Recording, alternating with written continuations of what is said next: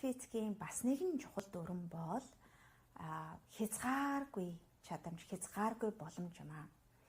Бид нар анхаарлаа дутагш нь хандуулаад квант физик буюу нүдэнд харагдах материалын ертөнцөөс халаад, физик биенээс халаад нүдэнд үл харагдах энергийн ертөнцид анхаарлаа хандуулах үед хязгааргүй боломжийг олж харж байдаг.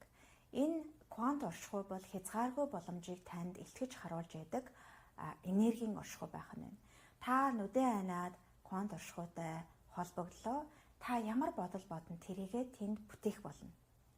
Тэгэхээр тухайн харж байгаа тэр бодол дээрээ сэтгэл хөдлөлийг нэмээд удаан хугацаанд тэрийг ажиглах үед тэр нь илүү долгион төлөвтэй байсан бол аяар таны ажиглагчийн буюу таны ухамсарын нөлөөгөөр хатуу материалын төлөвийг олоод бодит одоо 3 хэмжээс материалын ертөнцийн чинь бэлээ олж болдог. Тэгэхээр бид нэр аливаа хязгааргүй боломж байна гэж хэлэхдээ хязгааргүй боломжийг материалын ертөнцөөр хэмжиж болохгүй. Бид нэр нүдэн айнаад харах үед маш олон хязгааргүй энэ амьдралаар одоо бидний оюун санаагаар тодорхойлогдошгүй олон зүйлүүдийг олж харж байдаг. Өөрийгөө олон талаас нь нээх анзаарах боломж энд байдаг.